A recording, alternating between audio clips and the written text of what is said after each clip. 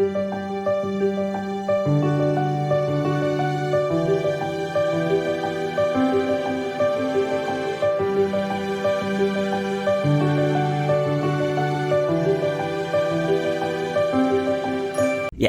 Assalamualaikum warahmatullahi wabarakatuh.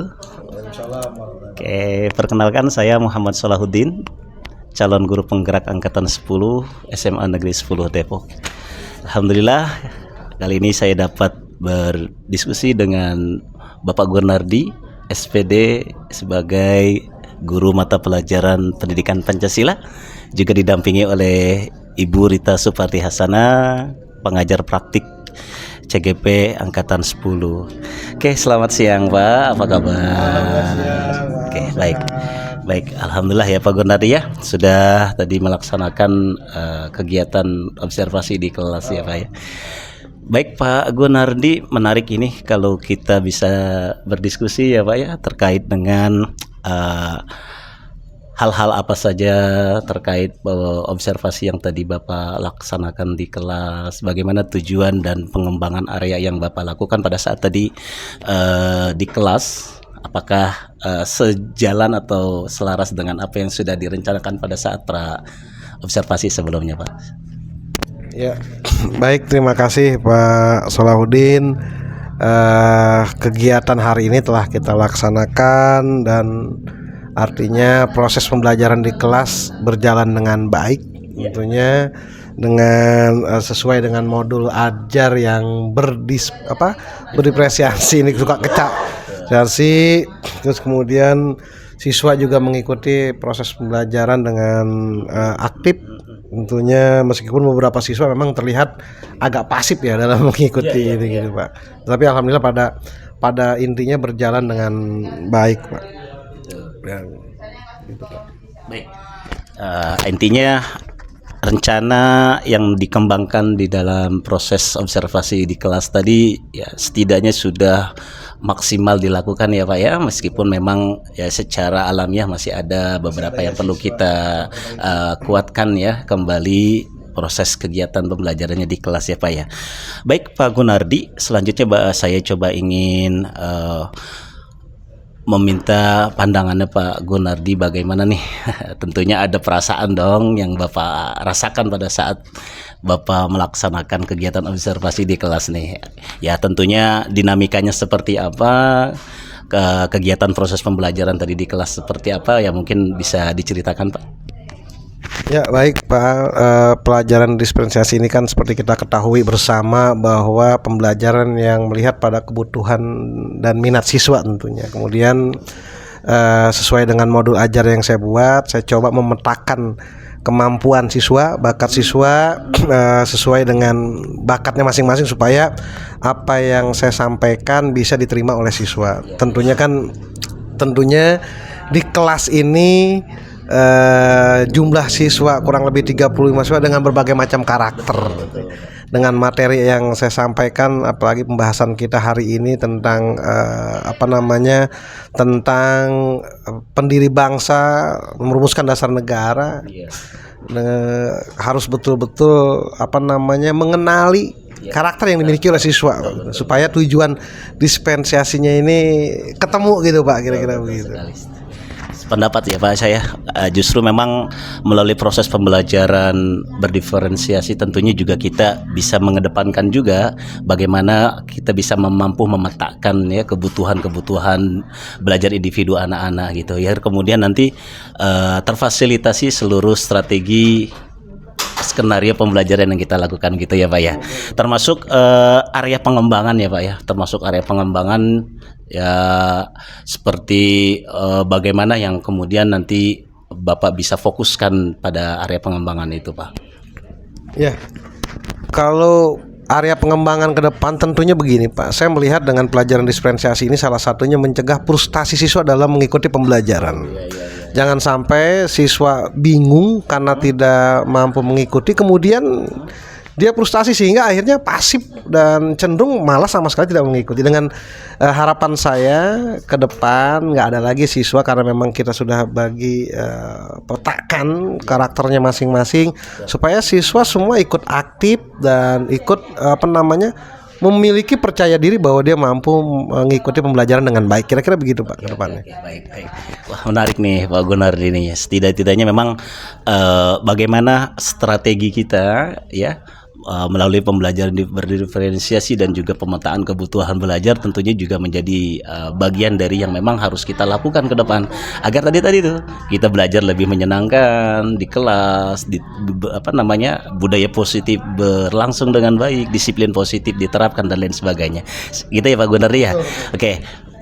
Terus Pak, terkait dengan aktivitas tadi kita dalam kegiatan observasi di kelas tuh apa yang sudah berjalan baik Pak, kira-kira menurut Pak Gunar? Kalau berjalan dengan baik tentunya siswa cukup komunikatif Pak. Ya, komunikatif di dalam melaksanakan kegiatan pembelajaran tadi. Artinya siswa di kelas cukup respon ya terhadap hal-hal yang berkaitan materi kita pada hari ini. Ya, walaupun memang ada beberapa siswa yang masih asif dan itu biasa, tapi pada umumnya kan siswa tadi kita lihat bersama bahwa siswa itu cukup komunikatif, mereka cukup antusias ya. Ketika dilempar beberapa pertanyaan tematik awal itu kan mereka langsung respon ya, walaupun mungkin masih sebatas mereka asal jauh, tapi yang kita lihat bahwa hari ini pembelajaran cukup komunikatif dengan siswa dan siswa juga melaksanakan pembelajaran dengan serius, kira-kira gitu. Gitu ya, bagus ya Pak ya. Jadi memang interaksi kita yang dibangun melalui komunikasi yang baik tentunya juga akan mampu membangkitkan motivasi juga ke anak-anak ya Pak ya. Bagaimana kemudian mereka juga merespon secara aktif termasuk juga komunikasi dengan kita. Nah, pasti Pak selain hal-hal yang sudah berjalan baik, pasti juga nih ada hal-hal yang tentunya tidak berjalan dengan baik gitu Pak. Mungkin yang Bapak rasakan pada saat di kelas tadi kira-kira seperti apa ya Pak?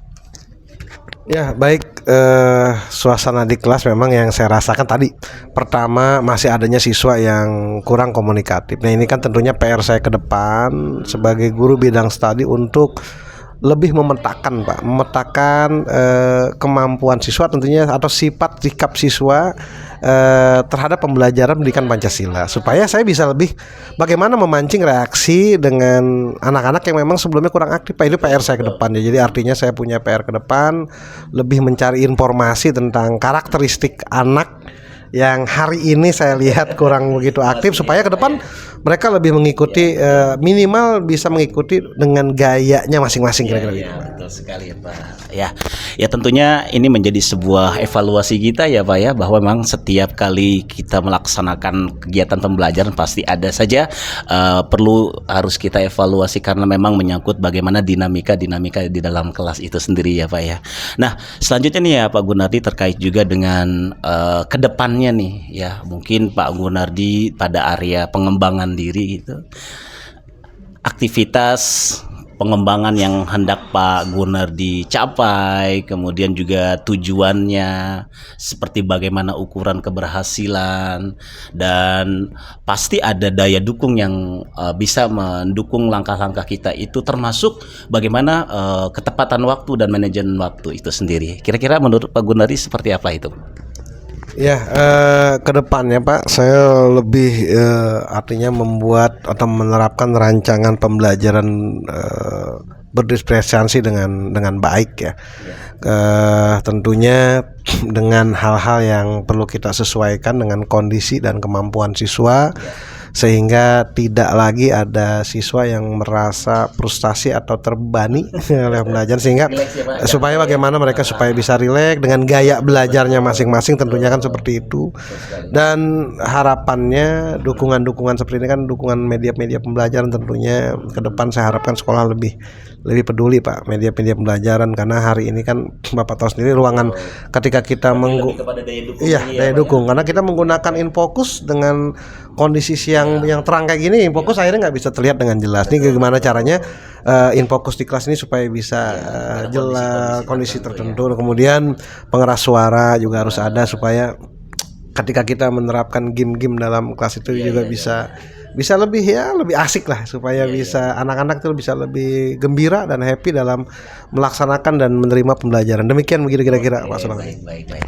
Oke, selanjutnya ya Pak, terkait dengan bagaimana nih ke depannya. Tentunya Pak Gunardi pasti punya komitmen ya terkait dengan apa yang tadi dilaksanakan dalam proses pembelajaran di kelas gitu. Kedepannya seperti apa ya Pak komitmen yang Bapak ingin bangun dan capai? Ya, pertama komitmen diri ketepatan waktu pada diri saya sendiri, Pak. Jadi yang pertama ketepatan waktu ya.